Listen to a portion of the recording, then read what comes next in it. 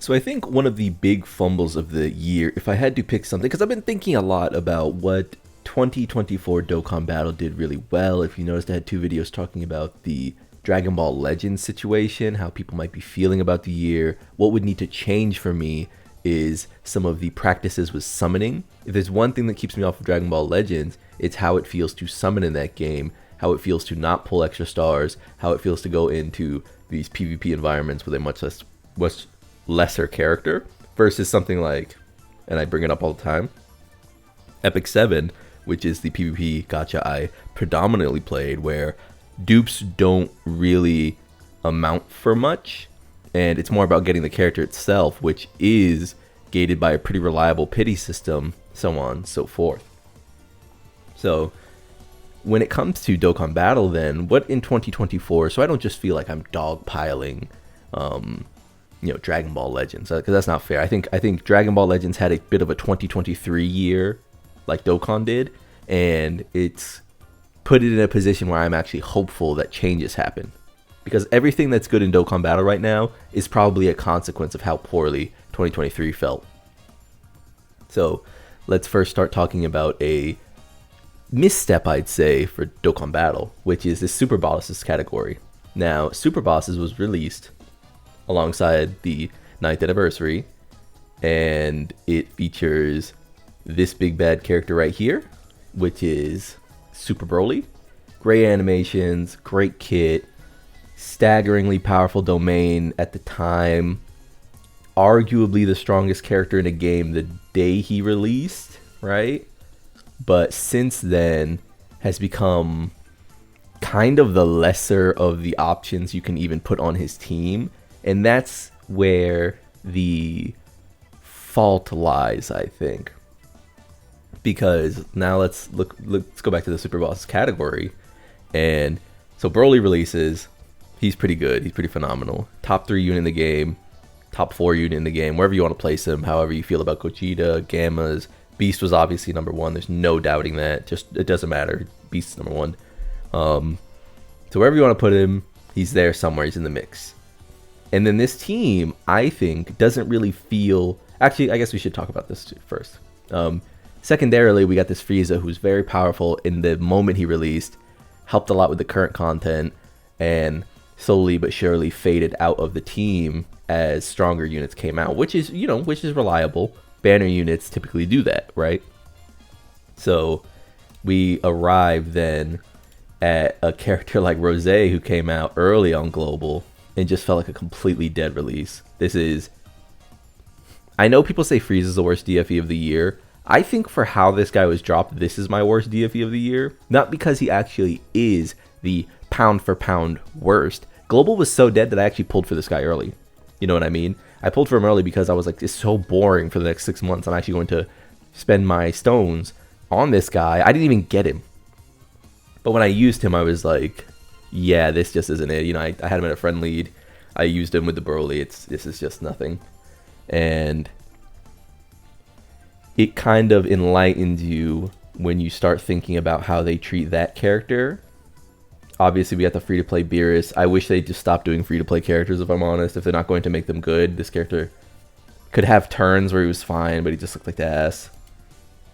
The trio here, I would say, didn't really come to fruition until we got more and more characters to help with their rainbow orb changing that they need. This character needs a lot of orbs. It needs 7. And I'm going to be honest, if this was Bulma, if this character needed 5 orbs, completely different conversation. One of the best EZAs of all time, probably only countered by dodge canceling, which they're also countered by currently because they can't take hits. So while I'm not as high as them on them, I'm not as down on them as Truth is, because Truth, is he thinks his character is laughably ass if you need to rely on them. But in the moment, they were kind of, because we just didn't have the orb changing. Broly didn't. You know what I mean? This character did. But he needs orbs. So it was like, what were you really doing?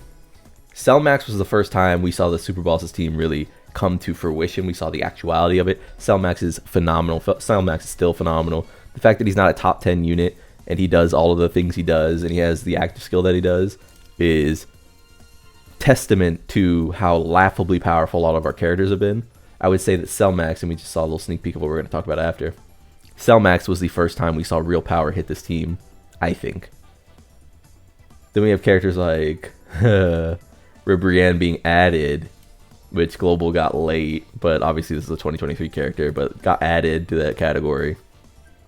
We had characters like Jiren, obviously, and I think Jiren represents another quality that can be gleaned from this, which is Jiren is immensely powerful. Jiren is not a Super Boss's character. You know what I mean? The reason I say that is he is literally a character who is on the group Super Bosses, of course. The issue is, when you think about extreme teams, this guy's an extreme domain. This guy's a Super Boss's domain, I think. I don't think that this guy has a Super Boss text on him. These two were prior to Super Bosses, right? This is just like this is a worldwide chaos lead.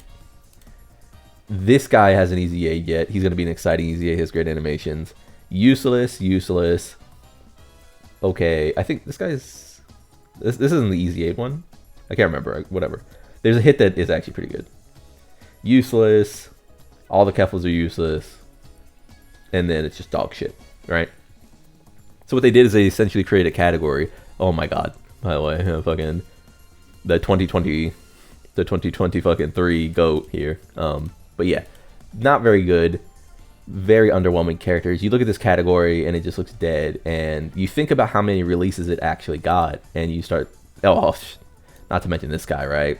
Another free-to-play unit. Fantastic art. One of the best card arts in the game, probably. And if you told me what is this guy's name before Sparking Zero, I would have been like, Mr. Laser. You know what I mean? I wouldn't have even known. So for them to give him this treatment, and then for him to be a shitty free-to-play unit, because they just keep dropping shitty free-to-play units instead of working on other things, very funny. So in summation, we got one good unit, one okay unit, so 2, one great unit, 3, bad unit 4, good unit 5, bad unit 7. Then this is added.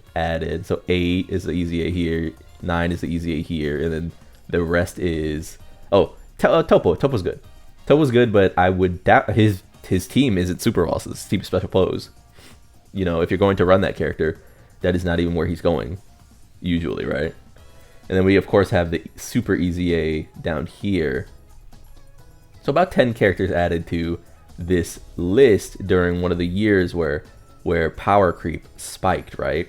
These characters who would be... If these characters were added in 2023's meta, where it was just Omega Shenron the entire year, essentially, sure, fine. You know, maybe they get phased out by Zamasu, Red Zone Zamasu, but let's be honest, most people didn't care anyway because they didn't like the fight to begin with. You know, most things did, so it didn't really matter. Most people just wanted to run long showcases against Shenron. So let's go over to superheroes. So let's then compare that to the absolute dominance that was Beast Gohan's reign. And one of the reasons that we compare to Super Bosses and we sort of unfairly stack the deck against Broly and the Super Bosses team is because Beast Gohan was so strong that he essentially negated the problems that so many of his older characters had. So we come down here and we look at his active skill and he's protecting these guys, right? He's also completely sticking in slot 1 for a very long time, which is typically the slot that gives characters the most problems. Broly couldn't do that. People would say all the time, well, you just put Broly in slot 1. Broly pre-transformation was getting blown the fuck up. There were fights where this wasn't the case, but predominantly he was a character that wanted to be slot 2, maybe slot 3 if you really had fucked up rotations, and he would do his flurry, stack a bit for his transformation, and be out. Gohan was such a breath of fresh air because if you can hold down slot 1 in Dokkan, you are essentially, I mean, you're like 95% better than every single character in the game if you can reliably do that. It's why Truth talks so much about AGL Super Saiyan 3 Goku, and why some people have like a big sticking point where they're like, he can't be the best you are. It's because of what he does in these certain positions. I am on the side of slot 1 characters don't really exist, but not because there aren't characters who literally can just sit in slot 1 or who don't literally need to sit in slot 1, but it's because Dokkan has this design philosophy where they never want to make a character universally good forever, which they could do, by the way. Look at Phantom Parade. Phantom Parade's a gacha where the best characters in the game, almost across the board, make up characters who are older, and then the newest releases. And it's because it's a PvE game, so like you're not really incentivized. It's a PvE game without gear, so you're not really incentivized to completely age out your old characters if by like strictly gapping them with numbers, right? Like you could just make strong kits, and if they're fine, then they're gated by team building. So you can't have multiple Gojos on your team, you can't have multiple Sukunas on your team, you can't have multiple Yujis on your team, etc. The way Dokkan does it is the character is only a slot 1 until they're really fucking not. You know what I mean? Beast Gohan is only a dedicated slot 1 until they just decide the numbers are too big. So this like slot 1 position is so nebulous, because if this is a slot 1 argument, then this guy's the best slot 1 in the game. Like right here. You know what I mean? Like most of the time. Obviously you can get unlucky, but like for most of the game, you know, barring dodge canceling, this guy's going to be the best slot 1 in Dokkan forever. It's like a 90% you dodge into 100%. But that's kind of where we're at with superheroes. Because Gohan can hold down slot 1, it means even these two characters who were coming up on, you know, years of age, especially this Gohan, you know, quote unquote least Gohan, who is still getting hate now, he was back. He was back in a big way because he now had a linking partner, you know? Actually, let me reopen that. Because he now had a linking partner, 6 links. And he was giving Beast Gohan 6 links, you know? You would actually be more forgiven for running this guy than you would Piccolo.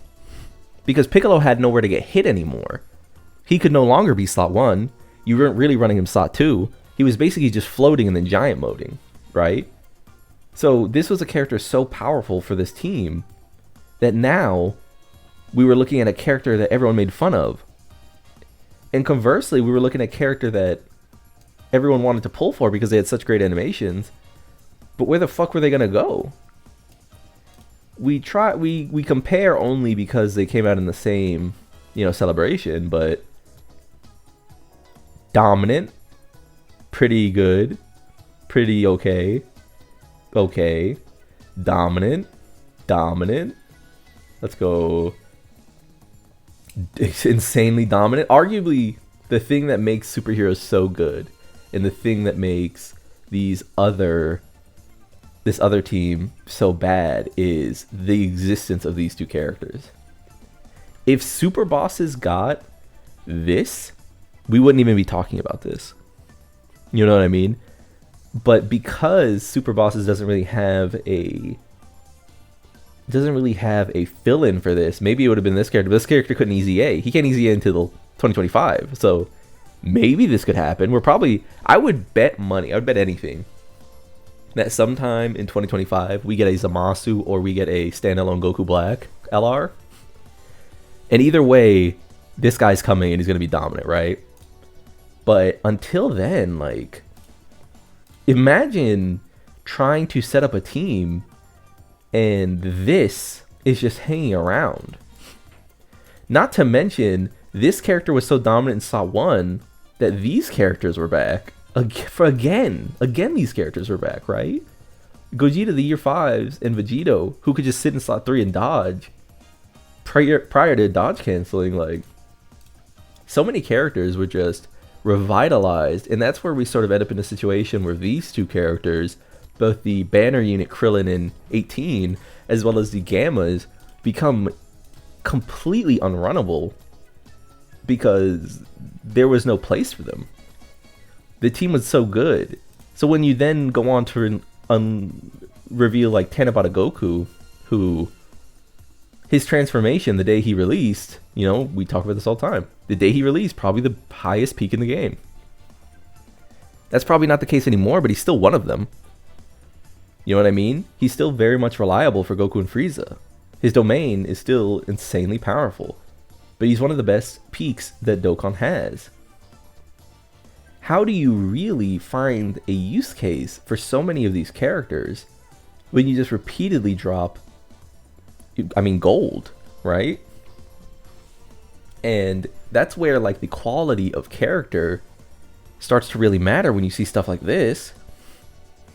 Because now we're talking about, like, again, a character who is good essentially all year and whose only job was to exist in about slot 2 or slot 3 and provide links, right? It's just, when you compare that to just character who can kind of be good conditionally, character who was okay conditionally, strong character, this is like a, you know, this is like a 10 about a Goku, Beast, etc. level character who literally doesn't even want to like transform fully, character who just wasn't good, character who can't go slot 1, so like his team needs to rely on some max, I guess, giant mode character who was released before, character who can only be used conditionally, not even particularly good, just kind of a flop of an easy A, especially for this year, character who was essentially aged out by the domain mechanic, character who is really, really good conditionally. It's just not the same here. And that's the thing about villain teams that make them kind of beautiful but also make them very frustrating, is because in almost every single case, the super teams are essentially character that's just good, character that's just good, character that's just good, character that's just good, character that's just good, character that's just good, character that's just good. You know what I mean? It's over and over. And I think that's why we see such a distinction when we talk about these disappointing teams for 2024. If I was to say there's one negative thing about Dokkan Battle in 2024, this is a failure. This Super Bosses team. If we got hit, if we got big bad LR hit, we could talk about something. If Rose was an LR and he was dominant, we could talk about something. If they stopped giving these characters terrible fucking domains, we could talk about something. If it was Kale or Kefla or Caulifla LR, we could talk about something. But because Tanabata was another superheroes unit, we're just in this position where, I mean, there's just too much choice here. And this team's getting better in like 2 months, you know what I mean? So I guess we could wrap this up by just quickly talking about the success of Power of Wishes. And, oops. We'll say best unit in the game, one of the best units in the game, completely flexible category, has since gotten so many characters added to it, like just incidentally. The best LR for like the entire year was this one, and she was, again, without condition.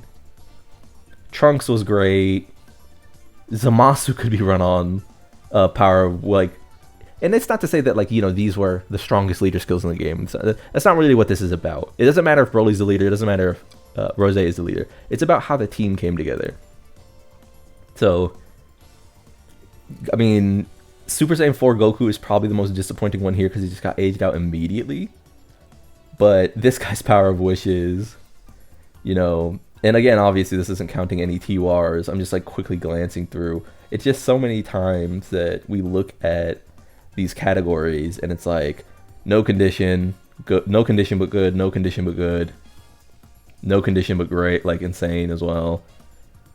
Not really any condition but good, slot 2. You know, oh, great character here as well. This guy was great. Piccolo was Piccolo. We don't have to talk about that. Yeah. I think looking back on 2024 as a year, I think the most disappointing part about it was that Super Bosses, which was our new shiny team, was genuinely a failure. I think this team was a failure. That's gonna do it for me though. If you liked the video, like the video. Subscribe to join the club. What was your most disappointing team of 2024? We all go make it. Peace.